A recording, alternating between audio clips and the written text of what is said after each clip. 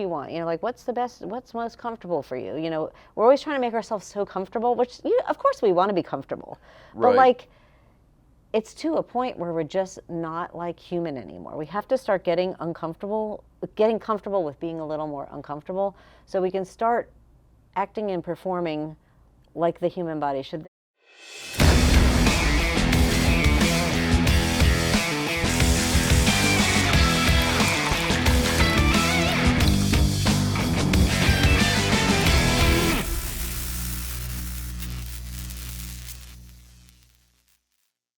Hey guys, Teddy here with Trainer Hub on the Cheat Day podcast. We're here with Dana Clarfield. She's been fitnessing since 1981. She was a stay-at-home mom, dog rescuer, and now she's a personal trainer. We'll be talking about animal flow, kettlebells.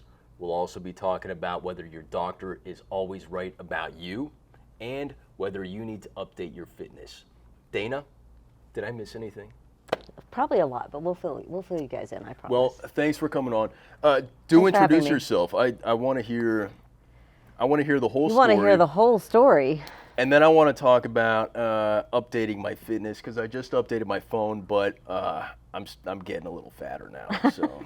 So, fitness shouldn't be about whether you're fat or whether you're skinny, or it should translate into your everyday life. It shouldn't look like how it looked in the 80s when I started fitnessing, and if it still looks like that for most people, it probably isn't really a great match for them.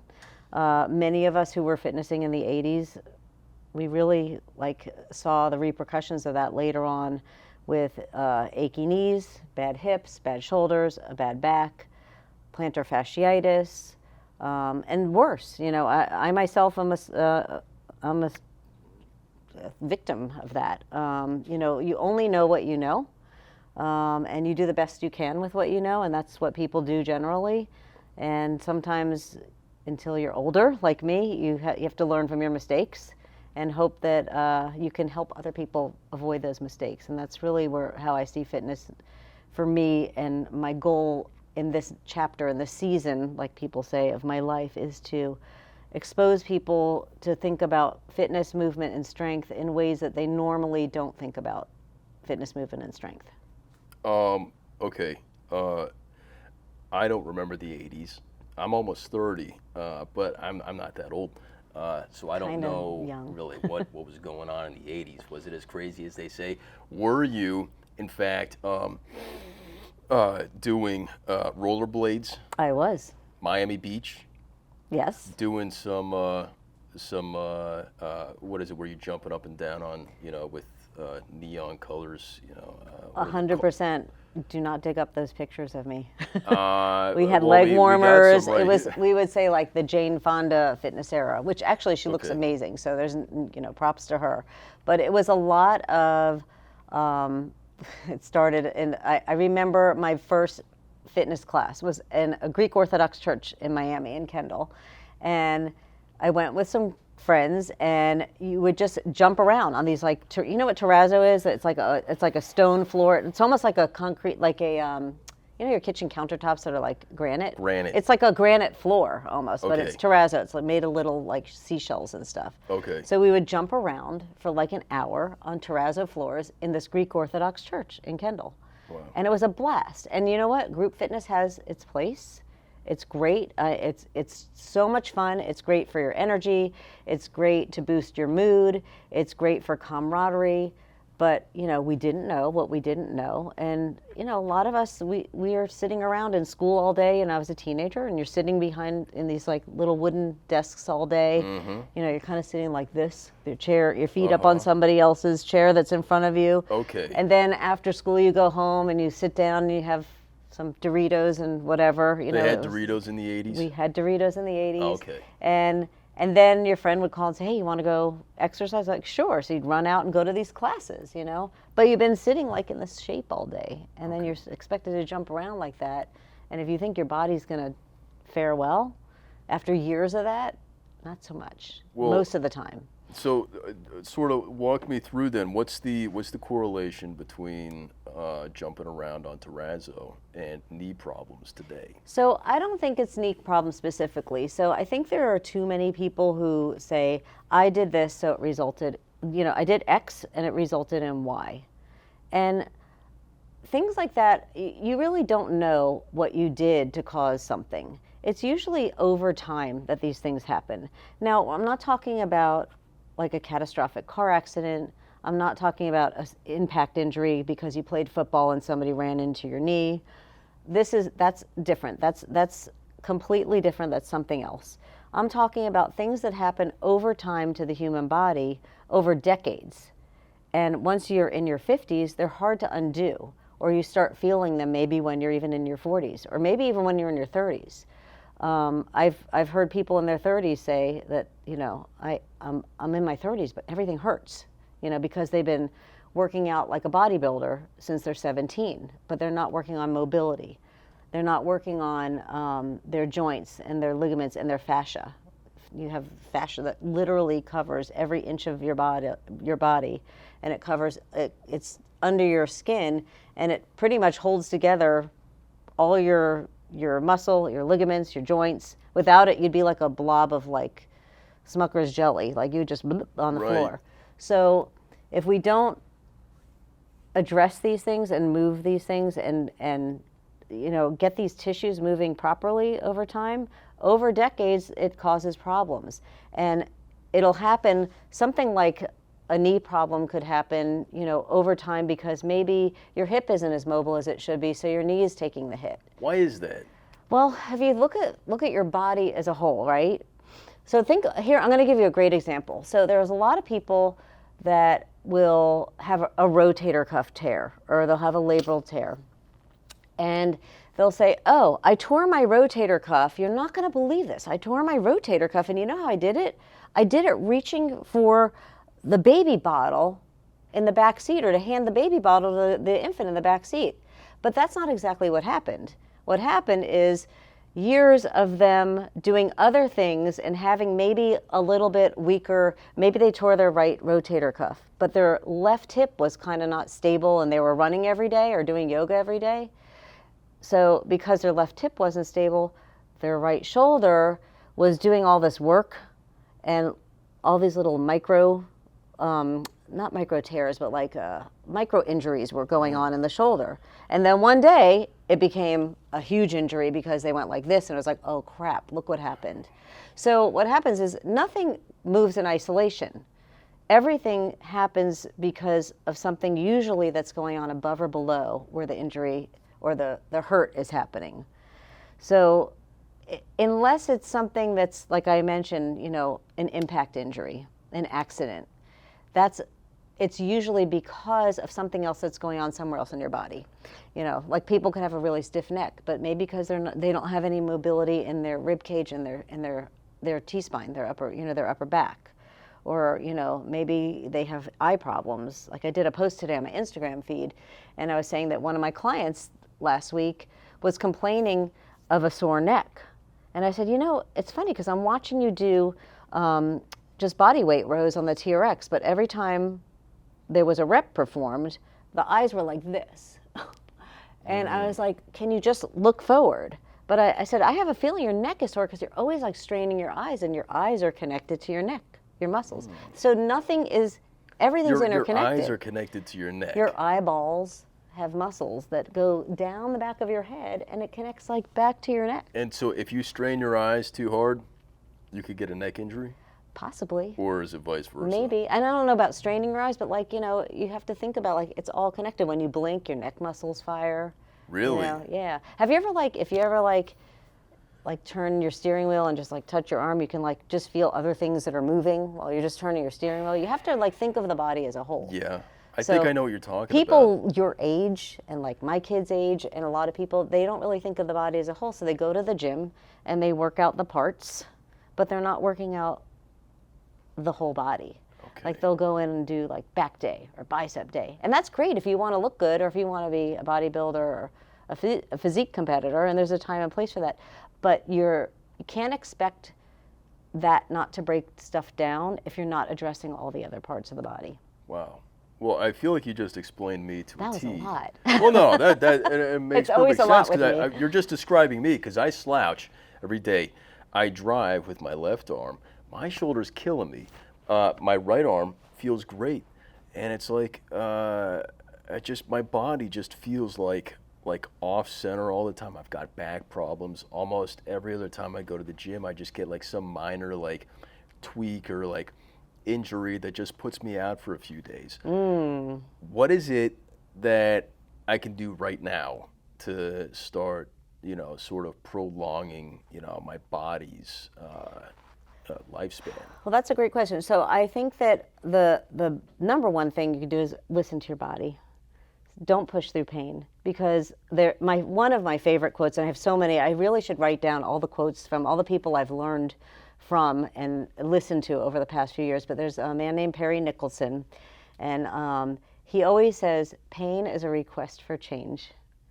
And your shoulder is talking to you. It's saying, dude, like, I can't handle all this stuff anymore for you. I'm tired. There's something else going on here. So you need to find a trainer like me who can help you address those things before it really becomes a problem where you're not going to be able to go to the gym and do the things that you love to do. Well, so you'd have to have somebody who's going to look at you and say, watch how you're moving, analyze how you're, look at your deep squat, look at your core stability, look at your overhead shoulder. Like, when you raise your shoulder, camera's right there. So when you like raise your shoulder, like, and you're standing against a wall, are you raising it here, but your chest is like, your rib cage is flaring out and you're just getting your mobility from down here and not really from your GH joint? Or are you raising your shoulder and getting full range of motion and able to keep everything locked down? So are you overhead pressing? Do you have the mobility to overhead press? Maybe you shouldn't be overhead pressing yet. Maybe you need to do other kinds of pressing and work on the mobility of maybe your neck and your T-spine and your hips and your feet before you even start overhead pressing. Okay. So, there's so many, there's not one thing without somebody looking at you and really assessing you. And I think that is the problem with fitness today in general, is that we all go in with the best intentions of doing the things that we think are healthy, but we don't have the prerequisites, or our bodies don't have the prerequisites that they need to take on the demands of the intention. Okay. Wow, that's a good way to put it. So, well, first off, you said not to, listen to your body. Don't push through the pain, right? Something tells me if I did that, in a few years I'd be looking like John Candy. So I don't think know. that's right. I think that I think you need to listen to your body. And so, when you have some kind of pain, rehabbing that pain or addressing that pain should look like training. It shouldn't look like rest. Okay. That is so outdated. Address the pain. Address Don't the ignore pain and remove the things that are causing the pain and work on the things that will help that pain subside, but work on all the other things. So if I were to look at you, if I were to spend an hour with you and just run you through like an assessment, for instance, and look at your squat, look at your shoulder mobility, look at your core stability, and look at certain things through my lens, I would say, oh, well, I would say, well, it looks like maybe you're just lacking something here or here, and maybe you could even fix it in 5 minutes. It could be as simple as the way you're breathing. It could be as simple as the way you're overhead pressing, or it could just be like, wow, his hips are really locked up. We need to start working on a little bit more hip mobility. And sometimes when you free up the hips, the shoulders feel happy. Like, it's just a lot. And people just don't really look at it like that in general. What is your mode of addressing an issue, like from front to back? My mode. Okay, so it just depends on the client and depends on the person, because it all depends, right? There's too many variables. But I think my mode, I find that for most people, most humans in our modern day world, the safest place to start is on the ground. I will start everybody on the ground with simple things like breath work. You can change your physiology through breath. You can change your physiology through going back to things like crawling and rolling. And I mean, if we were to push all this stuff aside, which I think Elliot would kill us, and I would have you do certain things, you'd be like, holy shit, you know, that looks like it's so easy, but I can hardly do it. I know you do. That might be another episode, but okay. like, or it might not be, but you know, or we might have to pause this and move some stuff. But you know, there are certain things that like people should be able to do. Like for instance, today I was at a big box gym doing my own training, and there was a young trainer. I mean, maybe he was your age, maybe he was younger, I don't know. There was a young boy, and he was training a man that looked older than me. Maybe he was my age, maybe I just look better, maybe he looks worse, I don't know. But like, and he was having him do step-ups on a box. But this is a man who I could clearly see, if I had been training him, this man probably could not hold his balance on one leg on a flat ground for 30 seconds. Yet this trainer was having him do a step up, and I was like, and I couldn't help myself, because sometimes I am so passionate about making sure nobody gets hurt because of what I've been through personally, which we haven't even talked about, but surgically, orthopedically, you know, I said, dude, what are you doing? I said to the trainer in front of his client, and I regret it because that's really unprofessional, and I had a moment, and we all do. But I was like, dude, what are you doing? You know, like he can barely balance on. Oh, we did this a month ago, but the guy was like shaking and couldn't really get on. You know, so it's like I just digress. I don't even know where I was going with that. I see that all the time. At my gym, LA Fitness, and it's just this. Usually, it's this trainer who looks like he's probably on gear, doing great. You know, he's really doing well, like keeping himself fit. Sometimes not so much. And it's like every time I go into the gym, there's this really fit trainer having some really unfit person doing step-ups on a box. And I'm like, what's the goal? You think step-ups are going to make you look like that trainer? Because everybody wants to look like that trainer. That's why they say, I want that trainer, right? Because I want to look like that trainer. And I feel like it's really misleading sometimes to have, you know, because it's just, there are really good trainers out there like you who really pay attention to the details of each individual client. And then it's like you go into a gym like that, and, you know, like if they want to do step-ups, you could go do that at home. If you think that's what it's gonna take for you to look like one of those people, you could go do that at home and just step up on a box, you know, for an hour. Yeah. You know, but what's the goal? There needs to be a reason. There's no objective, so there needs to be a reason behind every exercise. And maybe that. And again, so this is a young trainer or a trainer that just hasn't, like I at one time wasn't exposed to that stuff. So maybe I was even that client who had a trainer like that. And I was like, oh my God, this guy just killed me. I can hardly walk the next day. But that is so outdated. Again, we talked, I mentioned when I said that people need to update their fitness operating system. They're updating, they're not watching TV on like an old box console TV where they have to walk up and turn the channel. They're not, driving like a Model T Ford from like 19, whatever. Right. You know, they some have updated their significant others, and of course their iPhones and Androids are all up to date, but they're still doing fitness the way they were doing fitness years and years ago, or they're still stretching their hamstrings the same way they were stretching their hamstrings 20 years ago.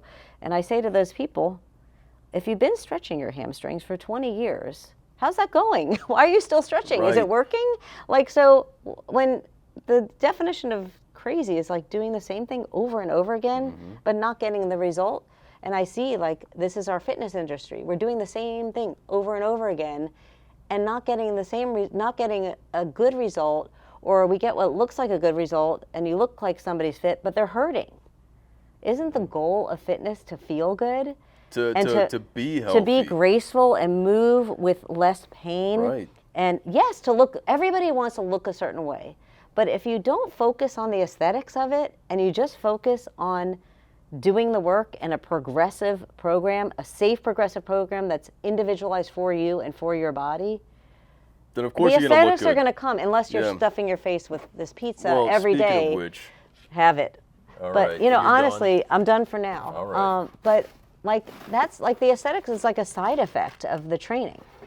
But if you're going to train with no purpose, or you're going to train like random programs, or you're just going to scroll Instagram and go, oh, I'm going to try this today or that today, it might work for a little while, but either you're going to A, get injured, B, plateau, or both. And then you're going to wind up eating pizza on a couch, not in a gym. You know, like, Well, hey, come on. You know what I mean? So Don't it's hate like, on me here. so there has to be a purpose. There has to be progression. People can't, their HIIT workouts, things like that. They're just like a huge hit on like the mitochondria in your body. They up your cortisol levels. They cause a lot of stress to the body that isn't sustainable. Mm-hmm. So I'm much more about proper movement quality. I'd rather see somebody do one good rep of something than 100 reps. Yeah, I'd rather see one perfect push-up than 100 terrible push-ups, right? So it's about getting the basics down, doing them over and over again until you're perfect at them, and then adding in progressively, safely, the load, and getting strong and mobile that way. I would argue that most people have bad form. Most people go to the gym, or maybe they're working out at home, but they don't have like perfect form. Well, and then that's arguable too. What is perfect form? You know, well, we are perfect form is such something that's going to individuals. get them stronger without them getting injured. Yeah. Like actually, getting stronger, not just doing the movement and not getting injured, but really building their bodies, growing. Where is it that you think most people go wrong? Ooh, there's so many places. So I think that people will load too quickly. You'll see people loading a barbell on their back and doing a squat when they really don't have the prerequisites in their hips, knees, ankles, feet, or their core to even take on just an empty 45-pound barbell. There's better ways to load a squat, and then when people want to really load it, they can load it in the front. Use a kettlebell, do a goblet squat. Do a box squat, something like that. People, they're just seeing what they see other people do, so they just do it. Mm-hmm. But they haven't checked, do their hips have mobility? Are their knees caving in? Or, are they what they call butt winking? when they get to the bottom and they're dropping through the bottom and their butts, which causes lumbar issues eventually. And over time, every time you butt wink, you're just kind of picking at a scab there at that back. And your back's just pick at the scab, and then one day you're like, oh crap, this doesn't feel good at all. This is scary. There's a hurt, and then there's a scary hurt. And that's what happens over time. What happens when you reach that point? Unfortunately, when you reach that point, most people will go to doctor after doctor, and they're going to go for Motrin. I always say movement before Motrin and before MRIs. Okay. So they're going to go for Motrin, ibuprofen, and they're going to go see a doctor who's going to either give them a pain reliever, or they're going to give them some kind of injection, and they're going to look at an MRI and say they have something that they may have had even before they were squatting, or before the pain was there. And they'll go through maybe physical therapy, and unfortunately a lot of physical therapy practices are just under the constraints of the insurance companies, so they have to get people in and out, and they're going to do things like they're having to do clamshell exercises with bands and just stuff that is also outdated.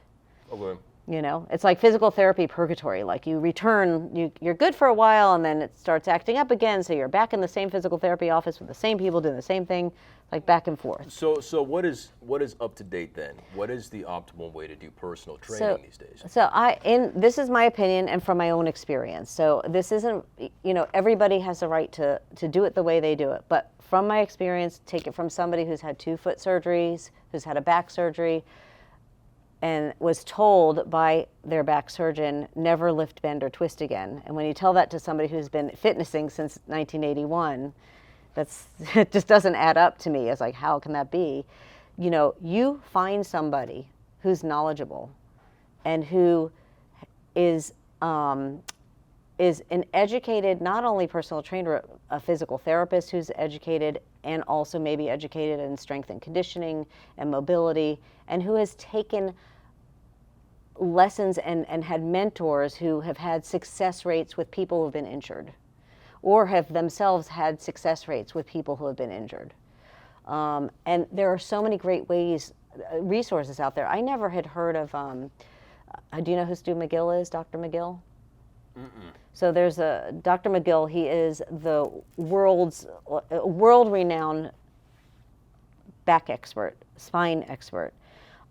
His name, he wrote Back Mechanic, among many other books. It was like one of the first times I had even heard his name. A friend of mine said to me, you know what the big three are? I'm like, what? Like squat, deadlift, whatever, push-up, something like that. He goes, no. He goes, like the bird dog, the dead bug, the McGill curl-up. I'm like, what are those? This is years ago. And I started looking into Dr. McGill and, what he's learned about the spine. And, his research over the past 30 or 30 plus years, he's got papers and papers of people who've had like fractures in their back and he's healed them through proper movement. He's got books out there and there's just tons. He has saved like all of the research that he's done. It's all documented, all the studies. So like some of the most famous Olympic lifters have gone to him before they even had, they were told they needed surgery. I might be saying his name wrong. Maybe it's Brian Carroll. You're going to have to fact check that. I think it's Brian Carroll. We're going to find it. I think he's in Jacksonville. Okay, he's still there? Yeah, okay. I think it's Brian Carroll. I can look it up. But he and Dr. McGill wrote the book, I think it's The Gift of Injury. And Brian Carroll, I think he was at the point where he just didn't even want to live anymore because his back pain was so bad. And he was, I believe Brian was a power lifter. God, I hope I'm right, because I really have such respect for these people after reading their book and what they've been through, but I have so much information in my brain that sometimes I get it wrong. And they worked through his movement patterns together, and they found, what movements were painful and where was the pain threshold, and they would stop just before the pain would hit, and then they would add a little more, and this is like over time, and he had fractures, and now he's like, moving and living a pain-free life and training other people and gifting that information to people who are in pain. So you want to find those people who can lead you to the people who can help you. So you carry his philosophy throughout your training. Many philosophies. That's one of them for sure. And I do believe that movement is the way out of pain. I think the more you sit around and let the pain, let it rest is so getting off the great. Couch and just move more. Yeah. Get that blood flowing. Yeah. Get everything. Get the fluid. blood flowing, move properly, use good form, dial in. Don't be on, if you're in the gym, don't be scrolling around on your phone in between every rep, in between every set. Think about, you should have, there should be a connection to what you're thinking about and what you're doing. Every rep counts. You should be analyzing that feeling right after a set. You should be how did that feel? Did I do something wrong? Or wow, that I really wasn't connected on that last rep. Mm-hmm. That last rep didn't feel well. Maybe I need to drop the weight, and with better form, do better form. Just everything is just about connecting and just moving well and doing it well and then doing it a lot. That's the whole goal. And doing it with grace. You want to be like I'm 55. I don't want to age decrepit. I don't want to get I don't want to be the person that's pushing the grocery cart hunched over in Publix because I did all this stuff to beat up my body instead of nurture my body. And there's ways you can nurture your body. I mean, I'm still slinging, kettlebells and snatching them and doing all that. But, I had a trainer teach me how to do it. You don't just go and see it on Instagram or on social media and just copy it. You have to be taught how to do things. So that's something I want to know about, because you do virtual More training. pillow, I'm too little. I'm from the land of the little people. Oh, welcome to the club. Well, I guess. So I told you I'd be sweating. I get so very passionate about. That's good. When we first got here, I was hot. I mean, I was cold, and now I'm sweating because I get excited. Good. I just forgot my question. I know, because they should just call me Dana Goes Off on Tangents, because I get it's like monkey brain, sorry. People need personal trainers to actually walk them through, what they're doing wrong. Does that always translate through on virtual? It does translate through on virtual. So I had during COVID, I built out a beautiful garage gym, and people would see me working out in there in my neighborhood. And eventually, they're like, "Well, what do you charge?" I'm like, "I don't know," like so. But I built up a clientele in my garage, and they stayed with me. And then we suddenly sold our house in August because we had an offer we couldn't refuse, and now some of them went online. And I think because they already worked with me, maybe it's translating. But I do have a few new people, and it does translate online because if you have experience and you've put in the hours and work with people, you can see things. Okay. And it's definitely more challenging online. I have to say, I like to say, do you feel it here? Right. When you do a push-up, I want you to I want the creases of your elbows facing forward, but don't move your hands. Okay, now do you feel your lats? You feel a difference? Or like when somebody's doing a row, do you feel it between the shoulder blades, or are you using your arms? I like to say here, here, here, because I'm a very demonstrative, touchy person. Well, that's something I've noticed because I've paid attention to a lot of bodybuilder trainers, and the best trainers train with the person in person, and they'll put their hand on a specific muscle that person needs to train. Bodybuilders are all about isolation, right? So it's very hard to isolate something that may not be feeling great, or something that needs to be built more, or for whatever reason. It's hard to do when you don't have somebody there actually feeling that for you, and then you also feel that. So yeah, I guess if you're going virtual, that might be a little more challenging to really isolate where the problem is. You have to have a gift for cueing. And I think it's a true gift. And I'm really fortunate because I've had some really great coaches from whom I've learned, and I've learned from their cues, and I've read some books where I've picked up some amazing cues. And then, as you get more experience and more comfortable and more confident, you don't feel like an imposter anymore, which is a huge thing.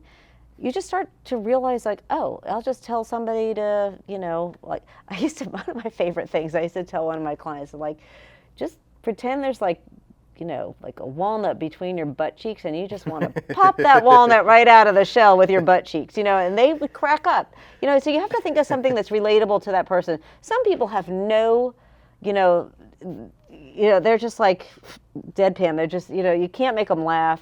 It's certain male clients, would be like, "What? Don't talk like that." I can be but you have to find. I think the most important thing, honestly, that I've really learned is you have to make your clients feel safe. Right. It's so important, especially people who are either injured or maybe have had a really bad experience with a trainer, or maybe have had, maybe a physical abuse history. You don't know somebody's story until you know somebody's story. And if the person isn't comfortable with you and you're not vibing, refer them out to somebody so they get the best of. For me, I care so much that the person's experience is positive, because it's going to leave me feeling shitty after we're done for the hour. And why do I want that either? Right. You want the person to feel safe, otherwise they're going to be guarded and they're not going to get the most out of their training. They're going to be here instead of, open and ready to go. Well, I think that's true for more than just personal training, but if you have a client, if you're in a law firm or anywhere else, you need your client to feel comfortable and feel like they can open up. Otherwise, if they're not being 100% honest with you, which they have the right not to disclose everything with you and say, "Oh, I don't feel great right there," whatever, and you're not making them feel comfortable, that could end up hurting them. 100%. Because you might have them do something that they're not willing to say, "Hey, that's hurting me," or. And you'd also I always say, you should always ask your trainer, what's the latest workshop you've attended? Who taught that workshop? What are their qualifications? And you should have a trainer who always checks in with you. When the hour's over, it shouldn't be over. They need to check. That's good. Good shot. They should check in either the day after or maybe 2 days after. Hey, how's your body feeling? Unless it's somebody you see every day, which is a rare thing. I always like to text the client, say, "Hey, how's it feeling? I want to know if the dosing is right." I think we tend to overdose on the training sometimes.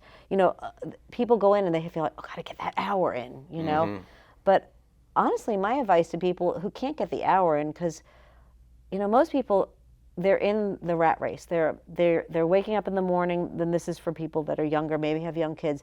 They have to get the backpacks together. They have to get the kids out the door. They've got to get to the office. And by the time they get home, they have to unpack the backpacks, look at the homework, help the kids with homework, and they're not thinking about moving. If those people can't get to the gym for an hour, maybe while their kid is at soccer practice, maybe they could walk the course, or maybe they walk for a minute and then they do a proper plank for a minute, or maybe they hire a trainer to teach them a few moves they could do while they're walking and take them on your own. Sometimes training will turn into something where you're not with the person forever. You can just give them the gift of learning things that they can take away and do in their life. Right. Like I had a woman that trained with me and she just wanted to get back to gardening.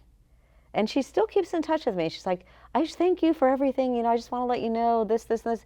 And I'm like, are you planting things? Like we used to do training in like a half kneeling position, like almost like you're kneeling to propose. And I used to have her like pick up something and put it here. Because I'm like, that's what you're doing when you're gardening. And she's like, that's a lot like gardening? Yes. I was like, doesn't this seem like you're like potting plants and putting them on a shelf? Like this, but she needed to be able to get up and down off the ground. Not everybody needs to look a certain way. They need to perform in life. So you think fitness should reflect somebody's the lifestyle that somebody actually wants? So if I'm in the office every day and I want to sit there and write for hours on end, you would train somebody on posture, right? Strengthening your back, possibly, yeah, your neck. If somebody wants to be out gardening, you'd say, keep your back. I don't know what you would say, but you would train them for the purpose of doing whatever they wanted to do well and without injuring themselves. Yes, that's true in part, 100%. Okay. Yes, but you also want to make sure you're training everything and training the things that they're not good at. Okay. Like for me, I even have a coach. And for me, I have trouble getting out of my sagittal plane. Your sagittal plane is in front of you. So like we're looking at the frontal plane, which is on the sides. So I have trouble in some of those lateral movements. So we work on a lot of that. Okay. Or we work on a lot of single leg stuff.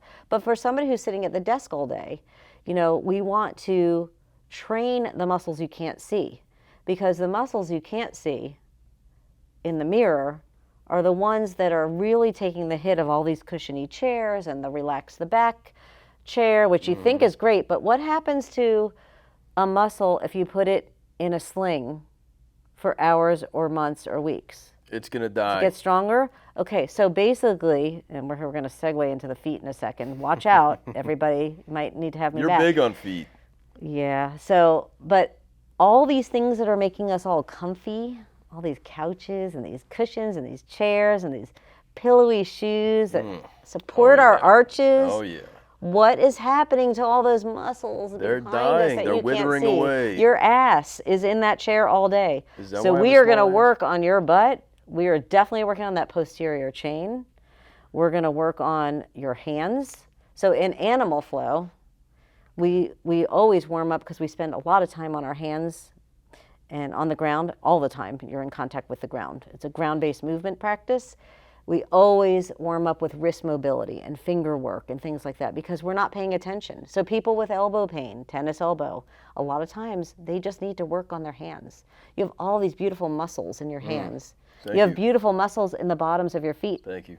You have beautiful muscles in your hands, but your feet have all these muscles that aren't being used because they're in these like foot coffins all day. Yeah. And your toes are like in a shoe, definitely like that. So like you need to be able to splay your toes out and your feet need to be able to do the work to support. They're your foundation for your body. Well, I've always had pretty wide feet. Yeah, but so if you were to trace your foot if you have a piece of paper and we trace your foot and then we trace your shoe and then we put the tracing of your foot over the tracing of the shoe, it's going to come outside of the shoe. So your foot is like in here. So if I were to take your hand and put it in a mitten, and you needed to go and work on that laptop, how would your hand perform in the mitten? Not very well. Not great. I don't know if you'd be able to type on the computer. So your feet, they're very muscular and they should be very robust. And if you look at the musculature of the foot, that is oftentimes, your feet are pretty meaty. I'm good with that. I'm barefoot most of the day. So, well, this explains it though, but most people are not, and most people, when they go running, they're in these like big cushy shoes and they're wondering, well, why do I have I had it. I had plantar fasciitis. I had not tendonitis, tendinosis, all these things because I was running in like cushy shoes, but my feet weren't strong. They were just getting weaker and weaker. What's an immediate fix for that? You think people should just go barefoot as much as possible? Oh my gosh, 100% barefoot as much as possible. Walk on the beach. And what happens is the more you're barefoot, the more robust and resilient your feet will become. What happens is when your feet are in cushioned shoes, they'll become more like bony looking, and the fat pads start to go away. Okay. And people are like, oh, I can't stand on the floor because it bothers my feet. But that's because their fat pads but you will build that up over time. Okay. And if you want to put fancy shoes on to go nice, go for a few hours, but then bring a pair of sneakers for walking around What's to your car. What's the worst kind of shoes that someone could wear? Like dress shoes that squeeze your feet anything in? Anything that keeps the foot from moving how it was naturally supposed to move. If you look at a baby, I love, since I'm so passionate about human movement, I love to watch how infants play and develop and watch their feet and hands, because you'll watch them like just go into a deep squat to pick up a ball and their feet are just like suction to the ground. Their toes are not like, I always look at like people that are like really old people, I call them like old people feet, where their feet are like, I don't know if the camera's going to show that, but their feet are like off to the side, like buniony, and their toes are all like I have older lady hands, but like their toes are like that. Yeah, Your I've toes seen should that. be like all like caveman-y, Really? They should be like strong and splayed and be able to hold up your whole body. So going barefoot, definitely, number one. Toe spreaders are great. Like those, I don't know if you've ever seen yoga toes. You don't want to go balls to the wall and wear them all day. You wear them for 5 minutes. The next day you wear them for another 5 minutes. Maybe the next week you wear them for 10 minutes, 15 minutes. What's that going to do for you? It's going to realign your toes. So they should be even with like the little bones that are there and make your feet stronger. So foot exercise, you should be able to like pick up your big toe and leave your other toes on the ground and do the same.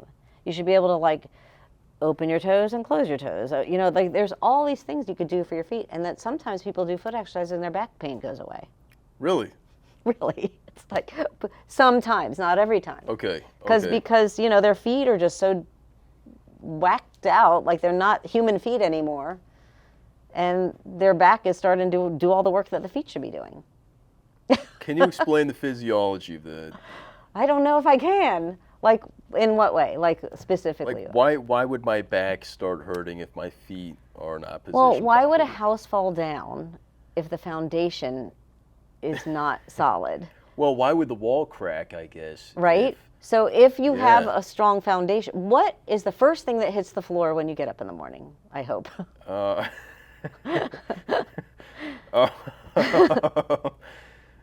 My feet. Right. Okay, And what's the last thing to leave the floor when you go to sleep at night? My feet. Correct. Yeah. So but what's the last thing you think about when you're working out? No, I think about my feet. This makes me happy. Out, the things that make me happy. especially when I squat, because I notice when I squat, when I'm wearing shoes, I'm way off balance. Yes. And it's difficult to, actually, you know what? Because my back starts hurting when I'm wearing shoes, and I feel like there's a lot of pressure on the people around you, from the people around you, that like you shouldn't be working out barefoot. It's funny. People like, especially in our kettlebell, like little bubble of kettlebell people are like, oh, hope you don't drop the bell on your foot. I have never dropped. First of all, I've never dropped a kettlebell ever, and I've never dropped a weight or a kettlebell on my foot. I think it's more dangerous to be working out with shoes on where you're not stable. Here's number 3.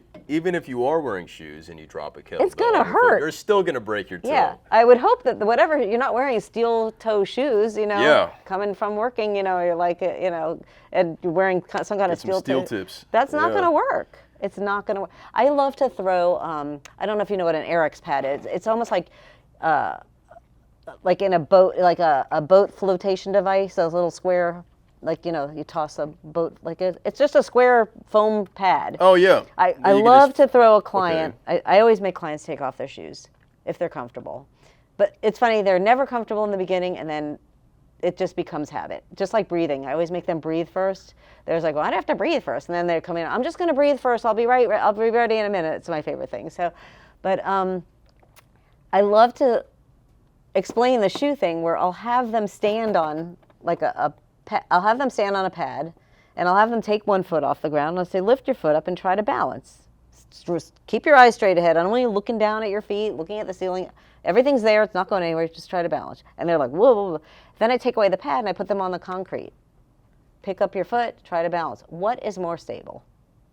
The concrete. Right. So, I mean, think about your sneakers and all those cushions and stuff. It's like you're like constantly, your body is like trying to adjust all the time.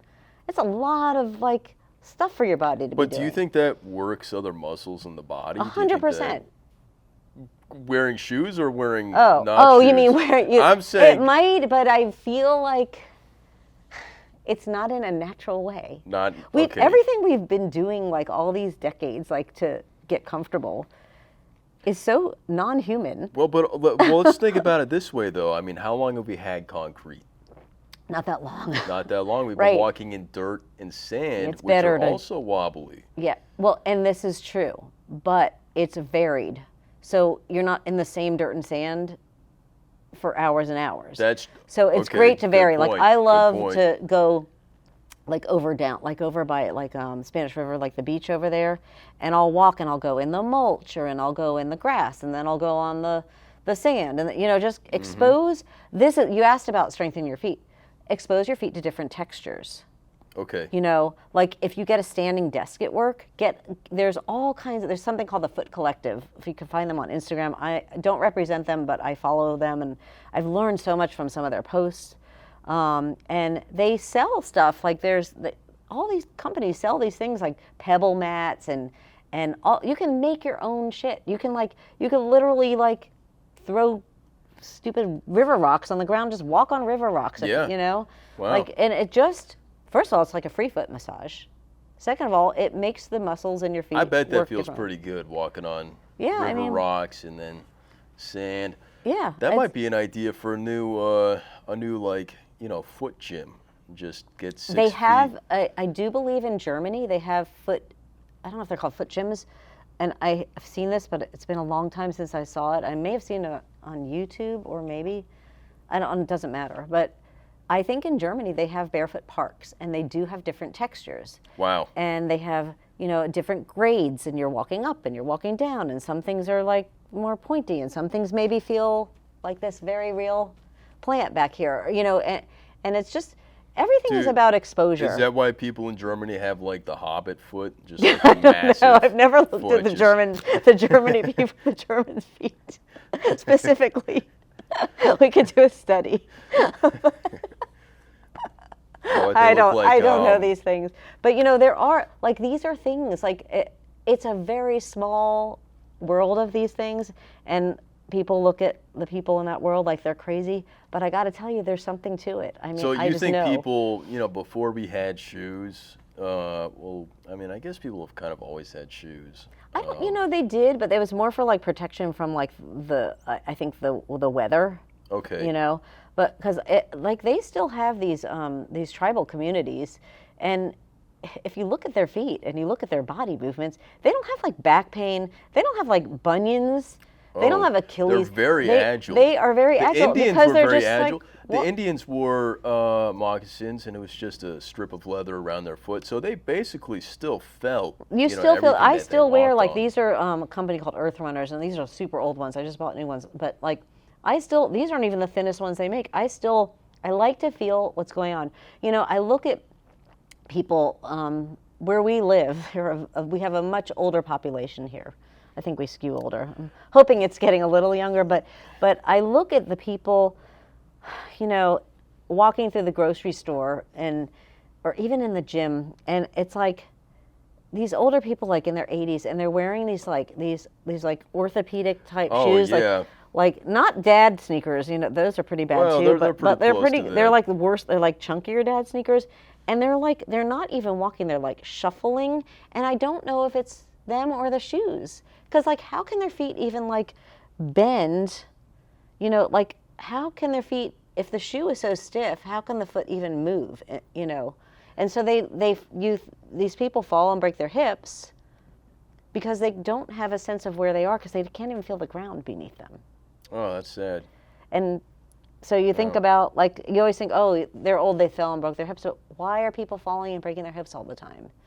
They're not moving. They haven't been moving for years. And they're wearing these big, fat, cushy shoes. And they have no, like, awareness of what's around them. Well, that's that Right? minimal effort lifestyle. It's gonna Yeah. come back to bite you. But if it's you just not, try to be as but it's comfy not as you everybody's, can. like, I don't like to say it's anybody's fault. This is just the way our world is. This is, I mean, you go to an office and they're going to say, what kind of chair do you want? Like what's most comfortable for you? We're always trying to make ourselves so comfortable, which of course we want to be comfortable. But Right. like, it's to a point where we're just not like human anymore. We have to start getting comfortable with being a little more uncomfortable, so we can start acting and performing like the human body should. There's a really, I think, so Animal Flow, we didn't really touch on that, but I think I had asked the creator of Animal Flow, his name is Mike Fitch, and I was on a retreat and I asked Mike, I believe it was Mike, and if he ever sees this, which he probably won't, maybe he can confirm, or he probably won't remember. I said, what's like the most impactful book you ever read, or what book kind of changed your view on movement? And I think it was him, and he said, a book called Move Your DNA by Katie Bowman. Katie Bowman is a biomech, I don't, Biomechanic. blah, blah, blah, blah.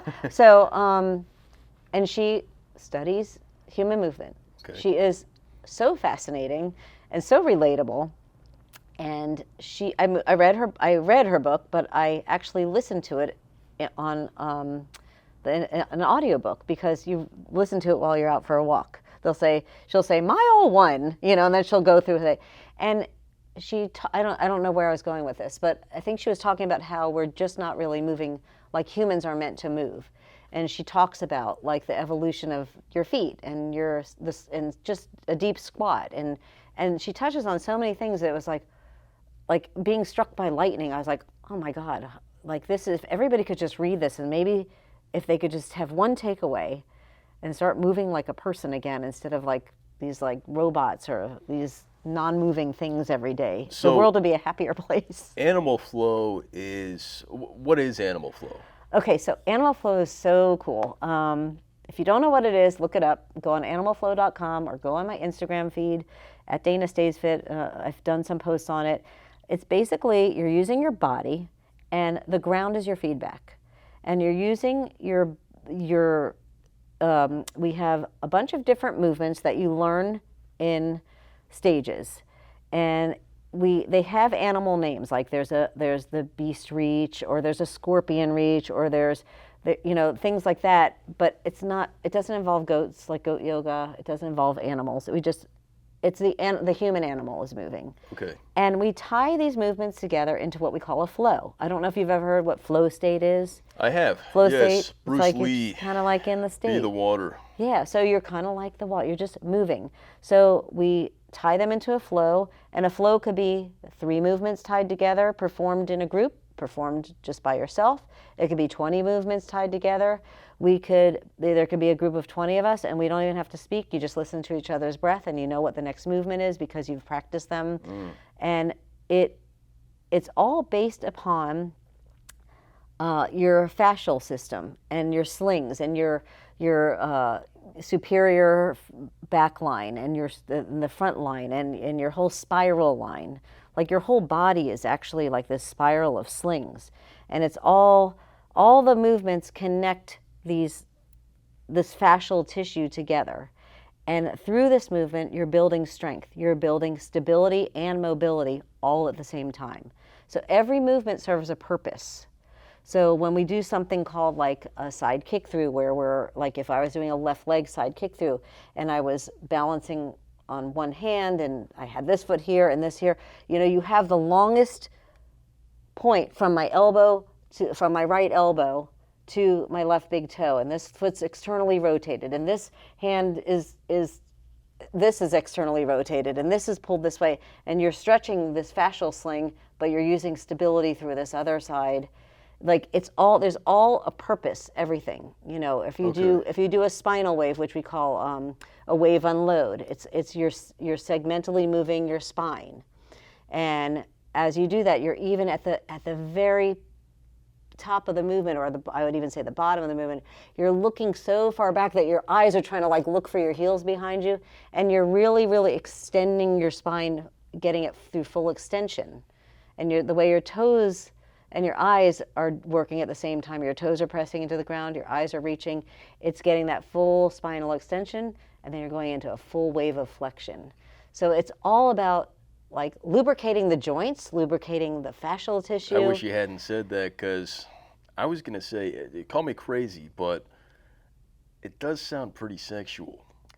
It's not, well, it's funny that you say it, because it can be pretty sexy looking, but it's beautiful. It's like a beautiful system of movement. Wow. And it's almost like it's like a marriage of like yoga, gymnastics, something called capoeira, which I had not heard of until I found Animal Flow, which is like, I don't even know, you'll have to look it up. And it's just, and we have there's our own language, just like in yoga, there's different languages. And in yoga, they'll say, okay, you know, warrior one. So when we call out a flow, if I say set beast, set load a beast, wave unload, anybody who knows Animal Flow, it's universal. We all know exactly what to do. So if I were to walk into a room of 50 people who all are Animal Flow students or teachers or instructors, and I'd say, let's flow, and I were to say, everybody set deep ape, lateral ape, left side, travel one time, set load a beast, wave unload, right leg scorpion reach, everybody would know exactly what to do. That's something that's taught, like that's yes, it's part taught. of the curriculum. It's yep, it's part of the curriculum, and it's really, really, it's really hard. It's very frustrating and very challenging. It's a love-hate relationship. It's a practice, just like yoga is a practice, just like how much like Tai Chi is a practice. How much like yoga is this? Yoga is yoga more of a stationary, no. You know, like holding? Well, I think that there are varying yoga practices. You know, there are so many variations of yoga, and I used to take a lot of yoga before I had my back surgery. I was doing yoga 3 times a week, and I was running every day. And I had a ton of back pain, I had foot pain, I had hip pain. And what I didn't know is that probably yoga and running for my body wasn't the best thing. Or maybe I was doing them but not doing them properly. And it resulted in a problem that at the time I addressed with back pain. And I'm glad I did, because if I hadn't had back surgery, I'd never have learned what I learned now. So surgery is a great teacher. But so just like yoga has different, there's just different aspects to it. So it's a lot like yoga in the fact that we have a language. It's a lot like yoga that you're always using the ground as your number one feedback, and you're using your body only. There's no weight, there's no external load, it's only your body. But the amount of strength and stability that you build is astounding, absolutely astounding. There are people that I personally know that have scoliosis, and they had pain with their scoliosis, and they practice Animal Flow, and they've been doing it for years, and they have no more pain. They haven't straightened their back out, you know, I mean, it depends on their curvature, but a lot of them, you know, they've had really bad issues. And what happens with tissues when they have pain, you become guarded. And I know this from having back pain for so many years. I still have like almost like phantom pain sometimes, where like, you know, people who have like an amputation, they'll still feel the limb. Right. So sometimes pain is really weird. There's a lot of pain science where you'll feel pain even long after there's not the problem, because it's your brain's like just wired like that. But like, my point is that like they'll do this, and the tissues, like people in pain, they're guarded, and they're whatever they're guarding, and the tissue becomes very stiff and rigid, you know, around the pain. It's guarding the pain. People with back pain, often they're scared, you know, they're like let me see what's behind me, instead of like, let me see what's behind me, right? Right. So what happens is, because this is a very gradual process and it's progressive, you learn to move again. And you learn to crawl, and then you learn to crawl with your knees off, and then you learn to move your legs, and you're upside down because you're inverting. And the ultimate goal is hand balancing, which I'm not there, and it takes years and patience to do that. And you have to have certain prerequisites. You have to have a certain ability to, like wrist mobility, to do it without injuring yourself. But like what happens is, over time, that guarding in those tissues, through that word that you love so much, lubrication. Right. I maybe should have used a different word, but whatever. At this point, like, the body has an amazing ability to regenerate and relearn, but people are so guarded and so scared. And when they're made to feel safe through the ground and through movement, all of a sudden they're moving in ways that they never dreamed could be possible. You think animal flow movements are kind of your body's natural language? I do. Okay. I really do. And not natural where like a baby can do it, but right. One of my friends, she's got twins, and she's going to hear this and she'll know I'm talking about her twins, but when her babies, who just turned 3 yesterday, were learning to crawl, I think she sent me a picture. She goes, look, they're doing animal flow, because the way they were like crawling, it was like they were doing an animal flow move. These are movements we all had. All of us as healthy babies that were reaching milestones. We all had to reach milestones when we were babies. The doctor, your parents I know, would take you to the pediatrician and they'd say, oh, are they doing this? Did they roll over? We all did it, unless we, oh boy. I burned out the light. We all did it if we were healthy. But, we tend to lose those milestones and lose the ability to do those things over time. Do you think it has something to do with our culture that stops people from just sort of being the way they should be? Well, for instance, like, I love to do the monkey bars. And, you see people who run the OCR races, they're doing monkey bars. They're, or like ninja, the ninja stuff, like they're doing, that's great. But when's the last time you went on the monkey bars? Just because they were there. When's the last time you got on a swing set and swang? Yeah. Swang. Swung. When did you swang it? But so, still like, swinging it. honestly, like, do you know what kind of core strength it takes to like propel yourself in a swing? Or like, I love getting on those monkey bars and just killing it. I'm like, I'm 55 and I'm freaking doing the monkey bars, but it's because you have I've regained that mobility and the core strength to do that. Like, we all have the ability. You just have to take the time and give your body that grace and meet. This is another thing. Talk back to trainers. It's so important you're going to find a trainer that will meet you where you are currently. Like you said, you see at big box gyms, and I didn't name any gyms, but I have seen it at those big box gyms. They're not meeting the person where they are. And this is a problem in the fitness industry. This is a problem with group fitness because it's not individualized. There's no way an instructor can really keep a good eye on 50 people or 20 people. And even if there's more than one instructor, you don't know what their lens is. How experienced are they? Do they know when somebody isn't doing a hinge properly? Do they know if somebody's knee is going valgus and caving in? Do they know if somebody's lacking ankle mobility and shouldn't be squatting yet? But the intention there is like, at least they're doing something and working out. That's great. But what is the consequence? Yeah, in the long run. The consequences, people are going to suffer at least in other ways. Or stop working out. Because they don't feel well. I think we need more trainers out there. Maybe there's just a lack of personal trainers. I think, Trainer Hub's here to sort of improve the way people find trainers. But going back to Animal Flow then, one of my heroes on TV was George of the Jungle. I don't know if you ever watched that movie, George of the Jungle. Yeah. That dude moved. It was Brandon Fraser. Yeah. Guy's hilarious. You should see him now. Poor guy. He's had a rough life. He's starting to look more like me. But man, that movie was great. He's like swinging from tree to tree. What was he supposed to be like? Who's the Disney? Tarzan? Yeah, Like, Tarzan, yeah. right? He's supposed to be like the spoof of Tarzan. Yeah.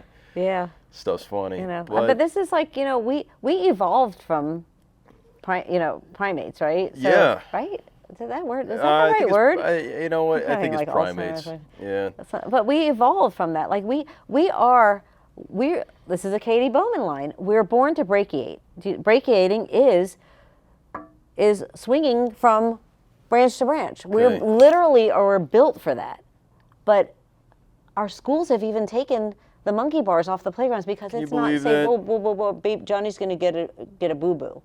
We're so protective and we're trying to comfort everybody so much that we're injuring them because we're losing the ability to even just, like I have clients, like when I had my garage gym, I had one of those Swedish ladders, the wooden ladder, and it had like the thing, and I would ask my clients, go up and grab the bar, and I want you to hang. Let's see how long.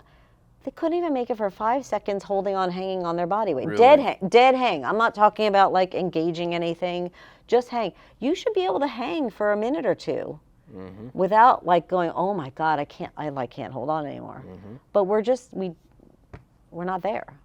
Wow. And this is just a basic human thing that we should be able to do that we're just not doing. At what point, so you think monkey bars and I think monkey bars because they're stationary, they're just a limited form of swinging from branch to branch. Branches move, and you have to. Now you're not just you don't need the strength to get to the next bar. You actually need to gauge exactly where to grab onto the branch because you're bouncing up and down and exactly. So this is proprioception, which the definition of that is your awareness of where you are in space, right? So it's funny. So like we were talking about the eyes. We were talking about that, right? I think so. About the eye? Yeah, we were with the neck muscles. Yes. So back to what I posted today, I'm taking this class right now. We're kind of at the tail end, and today we were talking about eyes. It was coincidental because I did a post about it, but we also talked about it in class how somehow that aligned. But and we were saying like it's so true. We're so our eyeballs even these days in this 21st century. Most of the time we're here. Right? You're looking at your phone, you're looking at a computer, you're looking at the road in front of you, you're looking at the television, right? But we're not meant to do that. Like our eyes need to be able to see detail. We're supposed to be very aware. We need to see far. So what happens is we're losing our periphery and we're losing the ability to really see what's around us. So people are more clumsy, they're getting injured more often. And part of that is just awareness. I mean, most people I see out for a walk, they're not, or even driving, they're doing everything but walking or driving, right? They're on their phone, or they're listening to something, or they're doing 20 other things, but they're not like looking at like the details. Like, so I said today, like, I'm like, listen, just take a couple minutes, maybe make a pact with yourself. Like, first of all, go for a walk. So I'm going to give you 3 takeaways. Okay.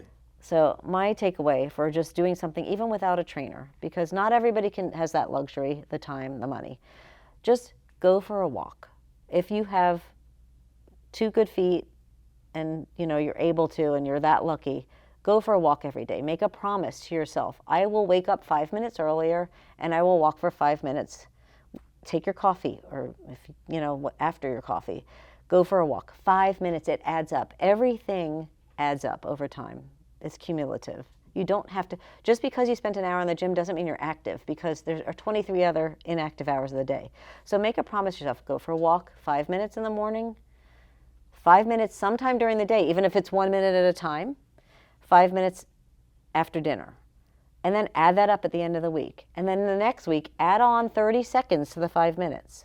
And so do that. That's one takeaway. It's the easiest thing you can do for your health is walk. It's a reciprocal pattern.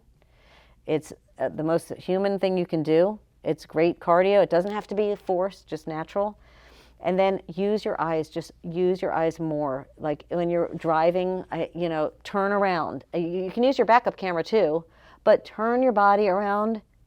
Try to keep your hips forward. Really use your eyes. Turn your neck so you don't get a stiff neck. We have a stiff neck, we're not using our neck. You're not using your upper back. You're not turning anymore. I mean, how often the rotational things are so important. And the third thing is just take time to slow down and breathe. I see so many people, they're walking around, their mouth is just hanging open, and they're just in this upregulated state of just take time, inhale, exhale, breathe, and it could change your life, And if you just take those small steps, and then maybe you're gonna have the desire, because you're gonna start feeling a little better. Maybe you're gonna want to take the next step, and maybe that next step is maybe I'll hire somebody, teach me how to move better. Well, maybe now that I'm moving better, maybe I'm gonna start loading my body with some weights and start packing on some muscle, because we know that that's so important for longevity. So that's how I look at everything should just be. It didn't take us an hour to get where we are. It took us decades to get dehumanized. So give yourself some grace and take the time to start moving more human again. This is something I noticed more recently, because I went out. I've been walking around my neighborhood. It's a nice 1.5 mile circuit, and I lost my headphones, so I had to go without music. And I just walked, and it felt great. I walked down, and then I jogged back, but I wasn't running. Mm-hmm. And I got to feel my body. I wasn't just sedentary all day and then going to the gym and pushing as hard as I can and then getting home and then doing the same thing the next day. I listened to my body, but I also got to look around. If you put the earbuds in, you're not connected to everything around you necessarily. No. If you're on the phone, you're definitely not connected to things around you. And I think that's what treadmills take away, especially with the TVs in front of them, because you're not paying attention. Your body might be moving, but your brain isn't moving in tune with your body. Yeah. And it's beautiful, because you see trees, you see people, you get butterflies. You're oh, look, there's a butterfly. Little bugs, right. Anything, bugs. The birds up in the sky, and it's just an experience that you don't get to experience on the phone or. You're oh, cute girl walking a dog. How come I never noticed her before, right? Exactly. Hello. Well, I wish, not on my circuit. You never know. Same old girl. But honestly, it's all these small things, everything, I always say, everything needs to be, I think people need things that are digestible. People are so overwhelmed all the time.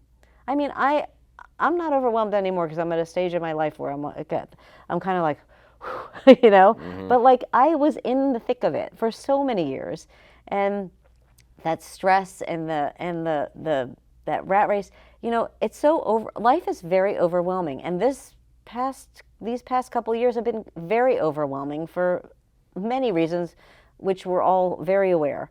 And people need to embrace that and understand that that's how it is, and they need to get into that mindset that update the fitness thing to be where less is more.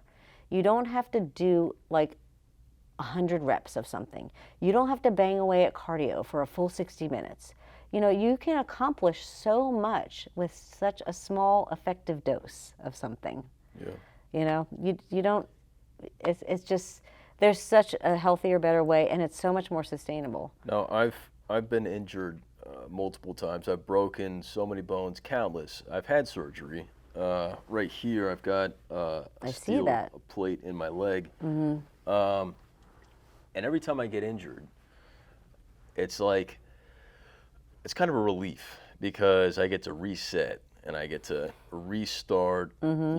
It's a new chapter in my life, and it's I get to just, It's the gift of injury. It's the gift of injury. I love the title of that book, right? I think you should write a book, definitely. You should. My book would be 10,000 pages, and people would go, is she talking about that shit again? Well, that's no Les Miserables. They'd be oh my God. So sad, that shit. But you've had injuries. You sustained injuries. Yeah. You had surgery. Why don't you walk everybody through that? So I can't really say what it was, but I had a big toe surgery in 2009. I was running, and I could barely, my toe was Like I had been through all kinds of orthotics, which that's another podcast about the feet. Okay.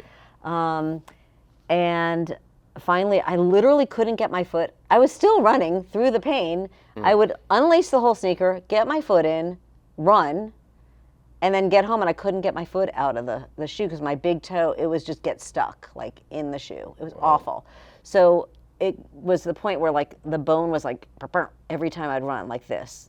And God only knows, maybe it was like that because maybe my hips were off or something, and it made the toe, you don't know if there's a problem with the toe. What came first, chicken or egg?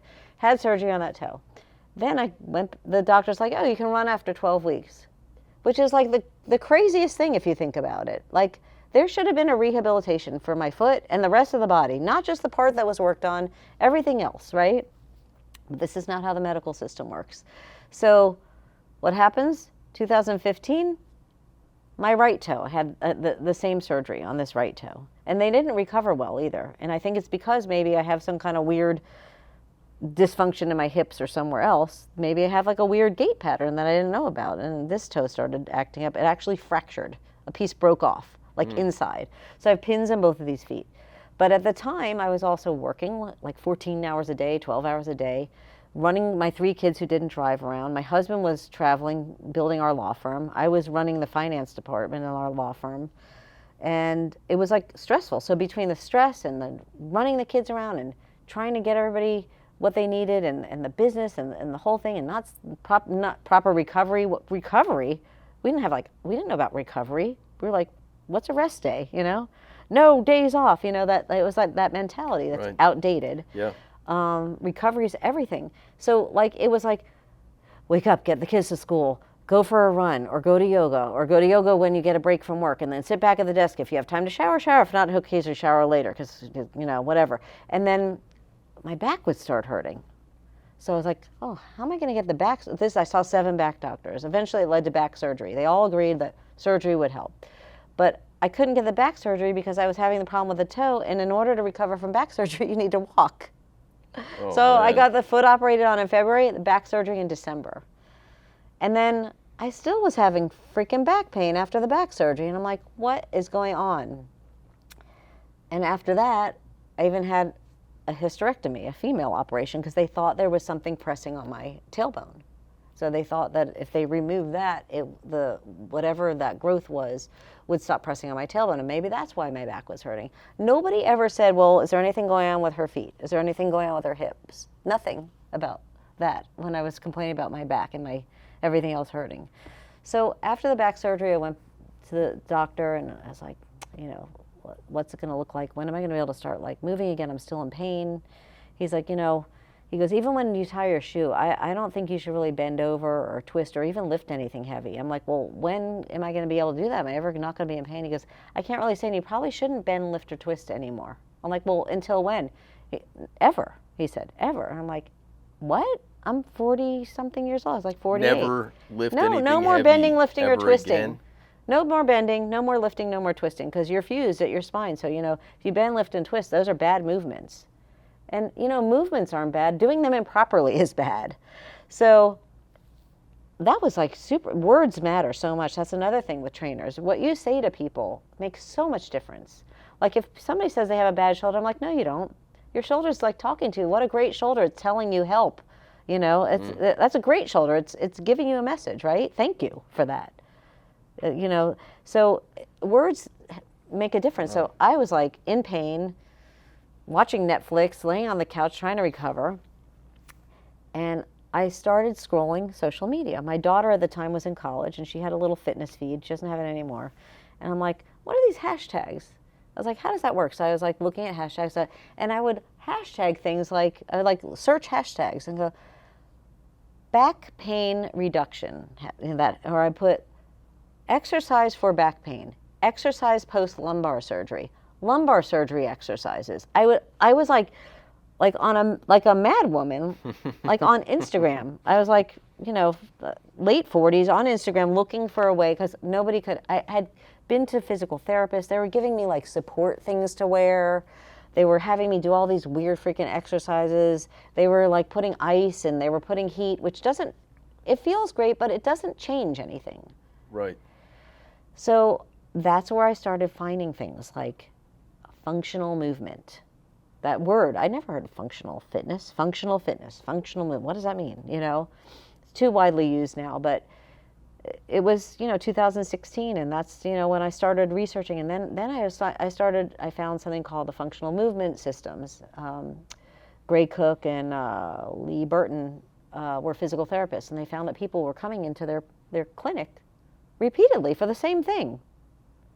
And they're like, this can't be right. This can't be what we wanted. We want to help people. We don't want people coming back for the same problem. So they developed a system to assess people and see where their deficits were, and then walk them through a red light, yellow light, green light system. You remove the things that they shouldn't be doing until they can do them properly, or until they have the prerequisites to do them, so they can get on with their lives. So I took the seminar to help myself. It was a weekend, and I didn't know it was a certification, so I ended up becoming certified.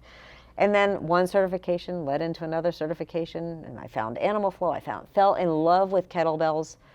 That's a whole another episode. Well, I you kind could of just have me hear on about 20 million kettlebell. times. We could sit here all night. I honestly, my family probably thinks I got kidnapped because they don't even know where I You am. might And wanna I was let like, them know you're I don't know all if right. I'm going to some weird place. But anyway, It's not that weird. No, so, but honestly, like it's like all these. It's like almost when people do acid and doors open. I haven't you've done that, but Oh, not you me. haven't? But I Right, know, not recently. Never. I never have. Never have I done acid. Never. You gotta try it. I would if I wasn't so frightened. So, but Have you heard of DMT? yes. So anyway. How'd you like it? No, I haven't done Okay. any of these things. Okay. So, You but might want to ask your daughter about that. maybe not the daughters, but so anyway, but like I felt like every workshop I took, I was learning from the smartest people. Because these are people who trained professional baseball players. They were working with Olympic athletes. Okay. These are people who were in the trenches and had proven what they were doing was making a difference. Okay. They're working with NFL players, and they're coming and I'm learning from them. I mean, these are like, to me, it's like it's like my son meeting Rez the other night. Like Rez is a EDM girl. So for me, when I'm in a room with somebody like a Stu McGill, who I still haven't met, or somebody like that, it's like my son meeting his EDM idol. Like it, so like it opened all these doors, showing me like, whoa, there is a way. Like I was like, how could somebody be told not to bend, lift, or twist? There's football players who like blow out their back and they're not playing again the next season. And I'm just a regular person. I'm not playing football. I should be able to like tie a shoe or lift some weights to do a class or whatever. So I kept getting certified. I found kettlebells and I found animal flow and I learned how to do it. And then I would go for the workshops, and then I was like, became a certified coach and a certified this and learning this, and all of a sudden I'm on podcasts and training people, and it's like the greatest thing. And the kettlebells, I have to say, are my go-to.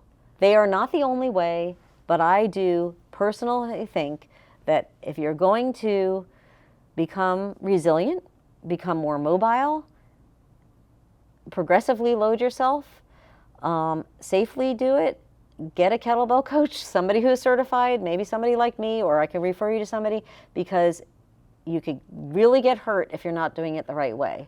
But kettlebells offer, you could do so much with your body in such a small amount of time with the bells. What is it about kettlebells? What is it? So kettlebells have been around forever. I believe the first kettlebell, and somebody's going to correct me if I'm wrong, the first kettlebell was like a cannonball, maybe in the Russian army. Okay. And it was like they would attach like a handle to the cannonball and use them to get strong. And because of the way the weight is distributed at the bottom and the way the handle is, your body is constantly adjusting and stabilizing. And when you do something like a press, it's safer for your GH joint, your glenohumeral joint, because of the way the bell you're able to move the bell around your wrist. Whereas And this is not to say that barbells or dumbbells are not safe. You know, you have to hold them a certain way and you have to press a certain way and use certain muscles. Just a different distribution. But it's a different weight. distribution, and the body is constantly learning and adjusting while you're moving the weight. So you are stabilizing while you're gaining strength. And you can, like a kettlebell swings, cleans, snatches, it's ballistic movements. So you're becoming a more powerful human, especially as we age, we lose power. We lose the ability to jump. We lose the ability to absorb force. So your body is starting to relearn, especially if you've never done it, to absorb force, to power production. Who doesn't want to be powerful? Like, I want to be powerful. Like, I mean, I feel like such a badass. I can't believe, like, when I did the RKC certification in January, I was the oldest woman in the room. There was another woman who was 50. I was 50. I hadn't turned 55 yet, but I do believe there was one other woman in the room who was 50 or over, but I was still older than her. And I passed that certification. I worked with my coach, who I still work with, who is a physical therapist and a strength coach, and he's a certified kettlebell coach, for over a year to train for the certification. We started working together because I had a problem with my shoulder. And once we resolved it, we just, you know, because training is rehab and rehab is training, we kept training. He's like, so like now I'm like, I think I want to become certified. He's like, so let's do it. So it's a grueling weekend. I still can't believe I did it. And it's just, there's just so much to be said for the bells, because you can make a light bell feel heavy just by flipping it bottoms up. Okay. You can make a light bell feel heavier by increasing time under tension. You can make a light bell feel heavy by changing your positioning in your body, taking maybe your one limb out, you know, like stand on one leg and do certain things. And I'm not talking circus tricks like on a Bozu ball. I'm talking like honest to goodness, like Romanian, you know, single leg deadlifts, things like that. But to me, other people will argue that maybe snatches are the gold standard of kettlebell movements. But to me, I would love to teach like a workshop just on the Turkish get-up, because What's the Turkish get-up? What is the Turkish? Can you just? The Turkish get-up. Let's do it. Here, pizza, get out of here. What's the? Just do it. I need a kettlebell, but I could do it. I could do it with a shoe.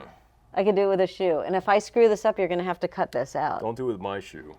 Here, do it with this bottle here. I don't know. I've done it with I've done it with a stick. I did it with a pumpkin, but I usually do it with like a 16 kilogram bell.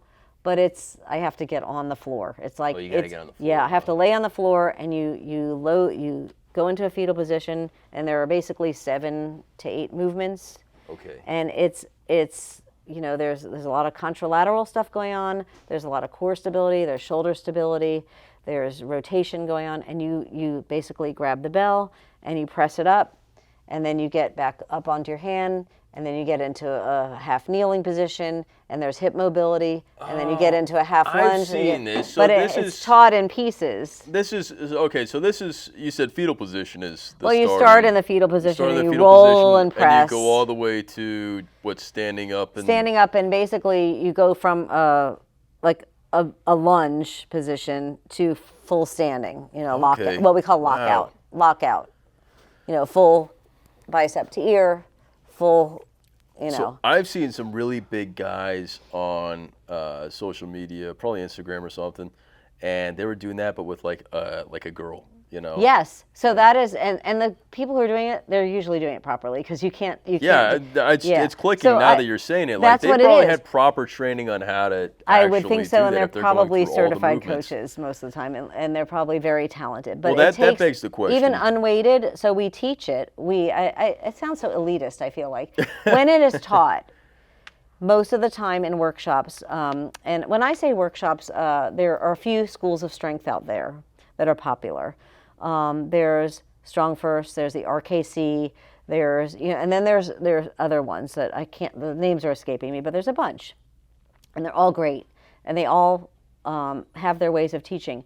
But usually they are taught in most workshops, what we call a naked get up, but they'll have you remove your shoe, and I'll just use my phone, for instance, pretending this is a shoe. And you're going to, when you are racking a kettlebell, your knuckles are always, this knuckle is always going to be directly in line with your elbow. So your inflection, you're not in this extension. Just think of a fighter. When a fighter throws a punch, is he going to throw like this or is he going to throw like that, right? Yeah.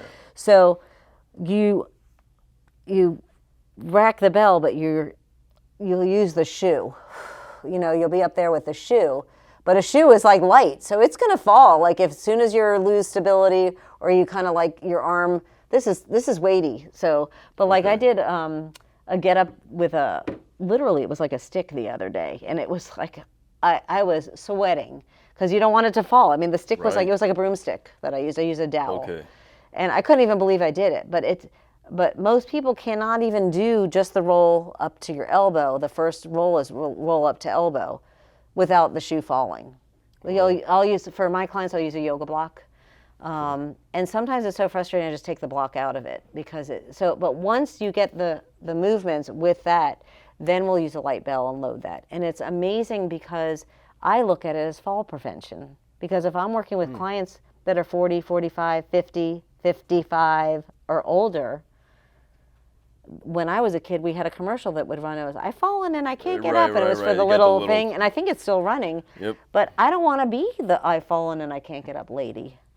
No, none of us want it. You don't want to be that guy. No, I don't want to fall and not be able to get back up. To me, I look at it as fall prevention. Because if you can get your body up from a position with weight overhead gracefully and get back down, you're not going to fall.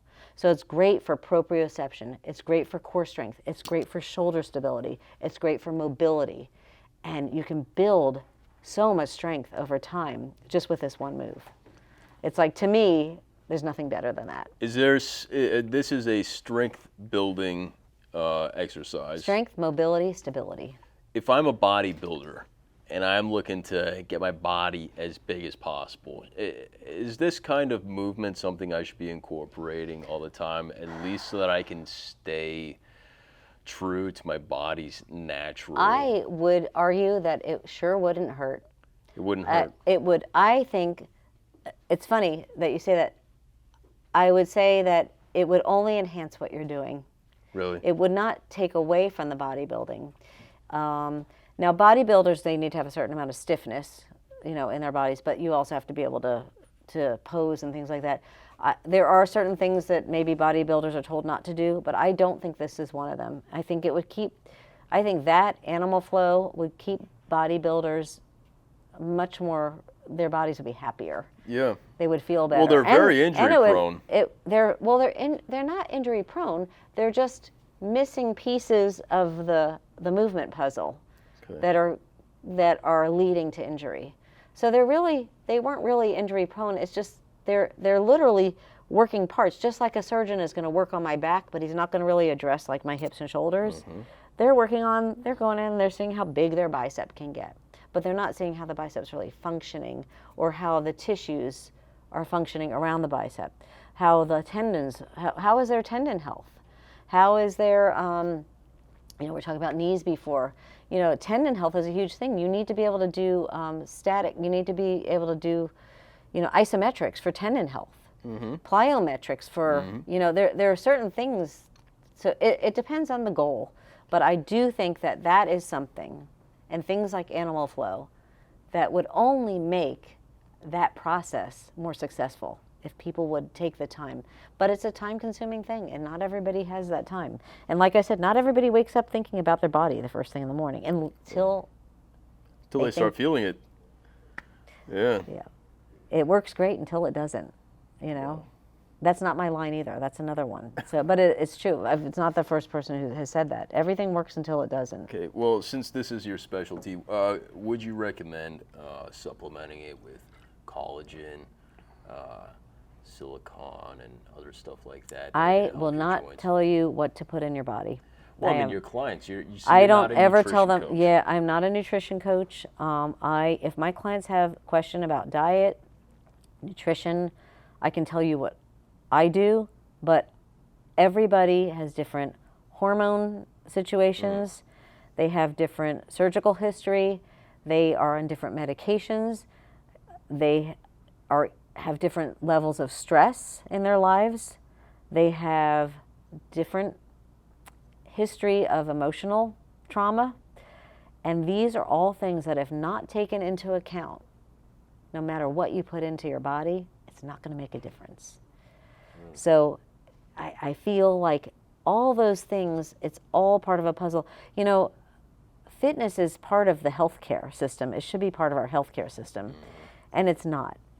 And it's too bad that insurance doesn't cover personal training, right? Yeah. Because just think of all the people, how much less they would be spending on medications and medical bills if their investment was going toward proper movement, proper training, proper recovery, proper diet and nutrition.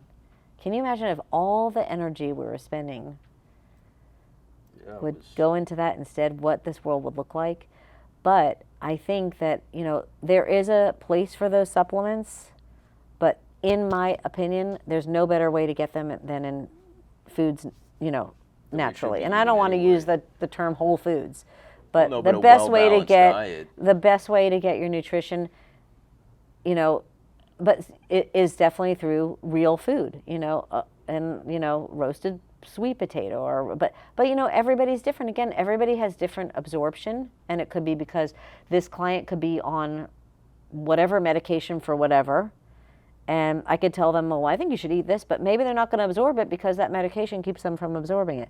That is why it is so important for somebody to look at the person as a whole and see really what's going on. Like, that's why I always ask my client, did you sleep last night? How's the stress? What's going on? You know, I've had clients come in where I'm like, you know what? This isn't happening today. We're just going to breathe for 20 minutes. And then after that, we're just going to roll around on the floor, literally roll and crawl, because there is no way I'm putting a weight in your hand because you didn't sleep last night. The same with food. You don't know what's going on the other 23 hours of the day, or what they're putting in, or how much alcohol. Like, did they have, you know, 10 bourbons last night and then go to sleep at midnight? And they're on a statin because their cholesterol is high, or they're taking, you know, blood thinner because they have, you know, like an atrial fibrillation. You know, so you don't know, like I would never tell somebody to take something or recommend something because I don't know what else. I do know what they're going on because it's in their forms when they fill it out, but I would never, I just don't think it's, unless that is your specialty, that's not really our place. Right. You know, there are trainers who are certified in nutrition and things like that, and people, and that's great, but that's definitely. I'd recommend getting certified in that first before absolutely giving some advice on that. And medical though, that it's so important for people to really know the person. Like, you know, those big box gyms, you think they're really looking at the PAR-Q form? You know, that when they come in, are they really looking? No. And are the clients really being transparent? Are they really putting down that they're taking this medication? It's hard to feel comfortable in a place like that unless you've been going there for a while. And most people I went there for years and I never felt comfortable. Yeah, it's just, I don't know. Yeah. There's not much of a community there. But it's great because it's got a lot of machines and you can basically do whatever you want. So yeah, I hear I'm not knocking them. I know. There is a place for everything. And you know, again, it's better to be doing something than nothing. Yeah. Exactly. Unless you get hurt doing it, which, like, I look at places like these places where people belong, and they'll go and do these workouts, and they're all walking in, and they've got like tape here or tape on their thing. You know, they're all taped up, or they're all wearing either like, you know, a wrist brace. Or they're wearing like, you know, a knee brace, like they're like, oh my God, you know, there's like a message here. You Whatever know? They're doing isn't sustainable. You know, it's not sustainable. The objective is to, I mean, I think most people want to live as long as they can, right? Yeah, and they want to live well, right? I always say I want to be the cool grandparent. I want my husband and I to say to our kids when they have kids, leave the kids here for a week and you go to Europe. Yeah, you'll be and I'm not going to be like, oh my God, that week sucked. I can't like move anymore. I want to be like the grandmother who's like picking up the kids and picking up like the cooler chest and going out to the boat and like, I want my husband pulling the kids on the tube on the boat and you know, like, I don't want to be the grandmother who sits on the couch and watches them play on the floor. I want to be on the floor playing with them. Right. Get on the freaking floor, people, and then get back up, and then get back down there again. I love it. I have one more question. You were a stay-at-home mom. You had hardest 3 job kids. ever. Yeah, right. Honestly, yeah. hardest job I ever did. Go watch some Bill Burr. Well, maybe for so hard. It was really. It was you got to watch some Bill Burr. I don't know if you. He's hysterical. Yeah, he's talked about that. Yeah. But how did you maintain fitness while you were a mom?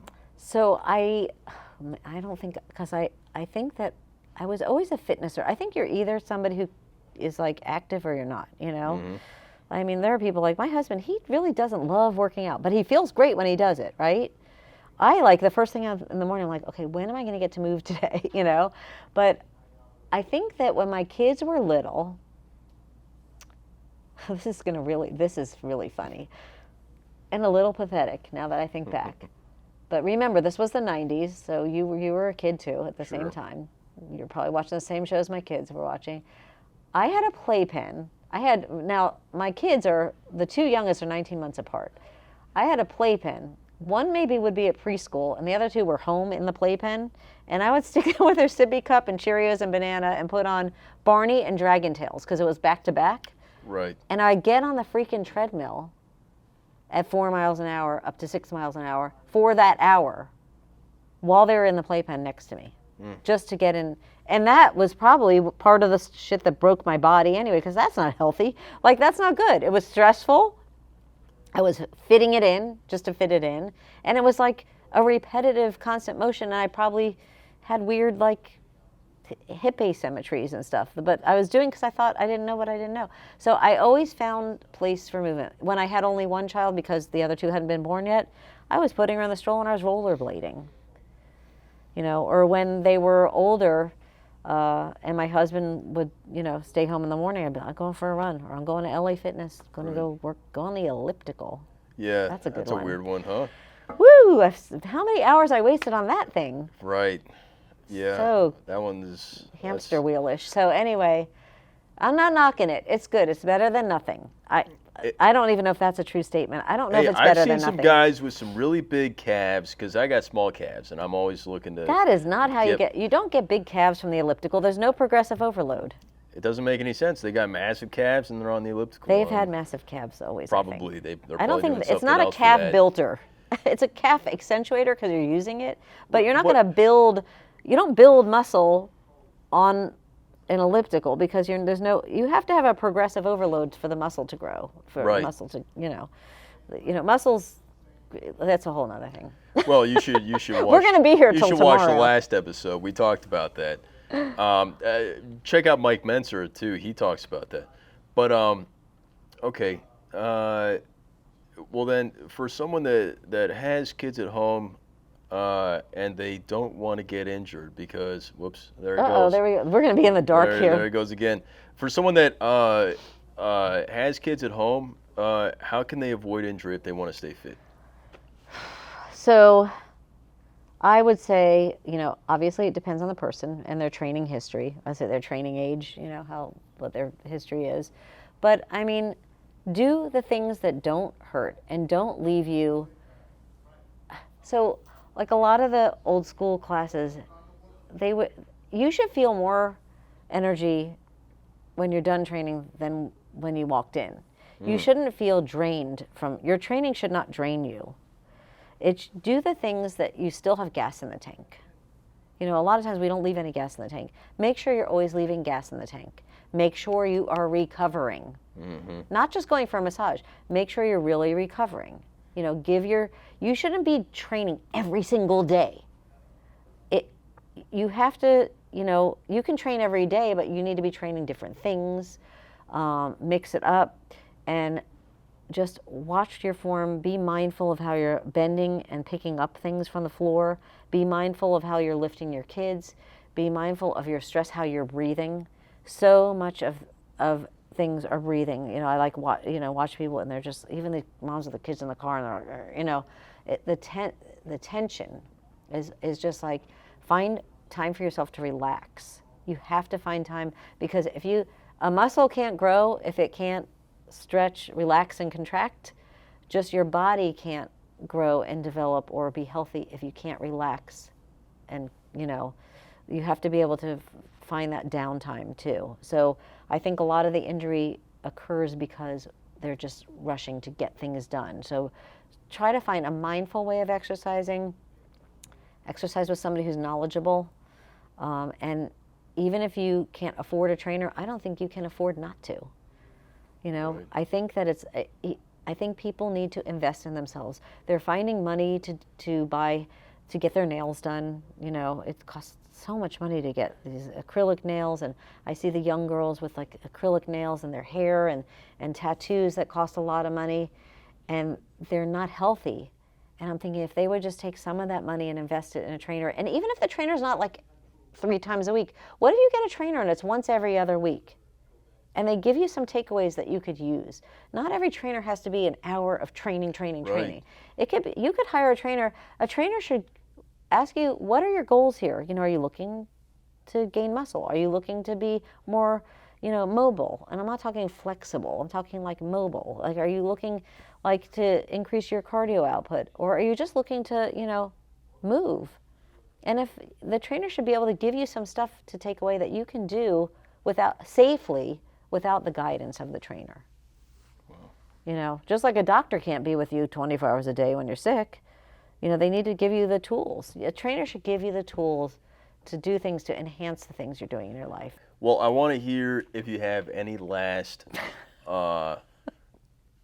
advice for other personal trainers out there. I think my advice is never stop learning. Always learn from somebody that's smarter than you. You don't want to be the smartest person in the room. And you always want to really take time to listen to your clients. So just be a good listener, because sometimes that's really what they need. That's it. Well, never stop learning. I really think also really never stop learning. There's so much information out there. It's not just what we learn in the National Academy for Sports Medicine or the ACE book when we study to become certified trainers. Their information is great, but there's so much more out there. And just learn from the people that you see are really training the elite, because those are the people that are tried and true. And it's worth it. If the workshops are expensive, but man, you come out of there with such, your brain is exploding with knowledge, Don't just learn from social media. You have to go and you have to really invest in those. Maybe take a workshop in the spring and a workshop in the fall, but at least one good solid workshop every year, for sure. Just to stay current. Right. Because there are way too many trainers that are still doing the same shit they were doing like 30 years ago, and that stuff is outdated. Well, the trainers need trainers too. I have a trainer. I've told my trainer he's your age, and I said I think I'm going to probably be with him till he's my age, because we have a lot to work. I always have a lot to work on. We are not symmetrical beings, and you can't fix everything, but there's always going to be stuff, Mm-hmm. And my trainer, I learned stuff from him that about me that I can always. It's applicable to clients as well. Well. You just always want to learn from somebody who is more experienced than you are, who's smarter than you are, always learn from somebody who's an amazing mentor also.